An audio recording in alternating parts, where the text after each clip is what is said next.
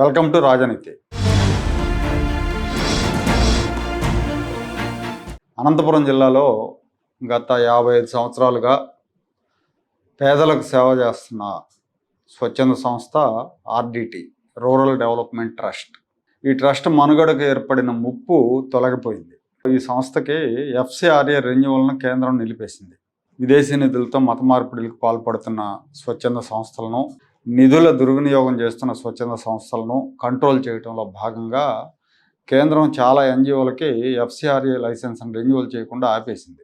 ఆ జాబితాలో ఆర్డిటి కూడా ఉంది. దీనివల్ల ఆర్డిటి ఖాతాలో ఉన్న విదేశీ నిధులు వినియోగించడానికి వీలు లేకుండా పోయింది. కొత్తగా నిధులు వచ్చే అవకాశం లేకుండా పోయింది. ఈ ఆర్డిటి సంస్థ సామాజిక సేవలో 2 తెలుగు రాష్ట్రాల్లో ముందుంది. ఆంధ్రప్రదేశ్, తెలంగాణ రాష్ట్రాల్లో దాదాపు 3500 గ్రామాల్లో విద్య, వైద్యం, మహిళా సాధికారత, వికలాంగుల సంక్షేమం కోసం వీళ్ళు చాలా స్కీములు అమలు చేస్తున్నారు. ఆ స్కీములన్నీ కూడా నిలిచిపోయే ప్రమాదం ఏర్పడింది.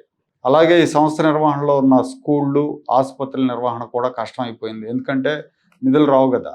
లైసెన్స్ ఆపేస్తే, రెన్యువల్ చేయకపోతే బయట నుంచి నిధులు రావు. నిధులు రానప్పుడు ఇవన్నీ నిర్వహించడం కష్టమైపోతుంది. అనంతపురం జిల్లా ప్రజలు ఆర్డిటిని కాపాడాలని కేంద్రానికి వినతులు పంపారు, రాష్ట్ర ప్రభుత్వాన్ని కోరారు, ముఖ్యమంత్రి చంద్రబాబు నాయుడిని కోరారు. అనంతపురం ప్రజాప్రతినిధులు కూడా ప్రభుత్వం మీద ఒత్తిడి తీసుకొచ్చారు. సోషల్ మీడియాలో క్యాంపెయిన్ జరిగింది. ఈ సంస్థని 1969లో స్పెయిన్ దేశానికి చెందిన విన్సెంట్, ఆయన భార్య అన్నే ఫెర్రర్, వీళ్ళిద్దరూ కలిసి ప్రారంభించారు. వాళ్ళు మన దేశానికి వచ్చినప్పుడు ఇక్కడ పేదరికం, వెనకబాటుతనం చూశారు. అనంతపురం వంటి కరువు పీడిత ప్రాంతంలో ప్రజల కష్టాలు చూసి చెలించిపోయి అనంతపురం జిల్లాలోనే అక్కడ ప్రజలకు సేవ చేయాలని అక్కడ ఆర్డిటిని స్థాపించారు.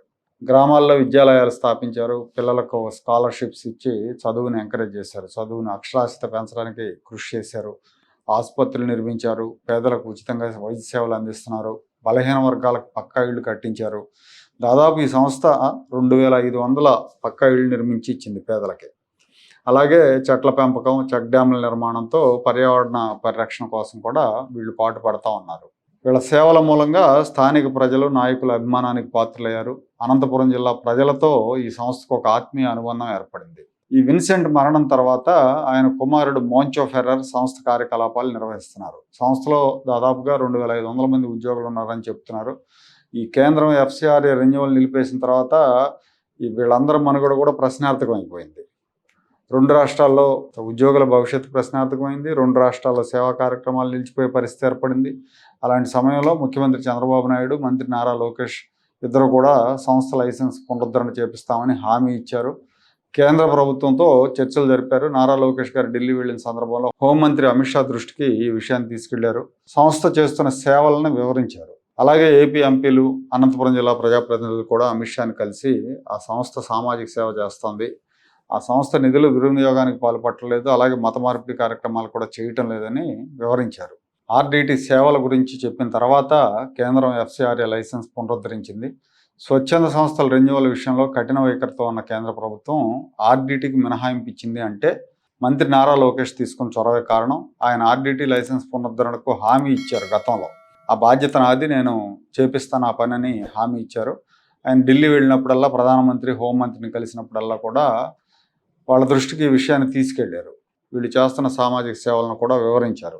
దాంతో కేంద్రం తన నిర్ణయాన్ని మార్చుకుంది. నారా లోకేష్ మోంచో ఫెర్రర్కి ఇచ్చిన హామీని నెరవేర్చినట్లయింది. కేంద్ర హోంశాఖ FCRA అనుమతులు మంజూరు చేసిన తర్వాత ఈ సంస్థ కార్యకలాపాలు ఇప్పుడు యథావిధిగా నడవబోతున్నాయి.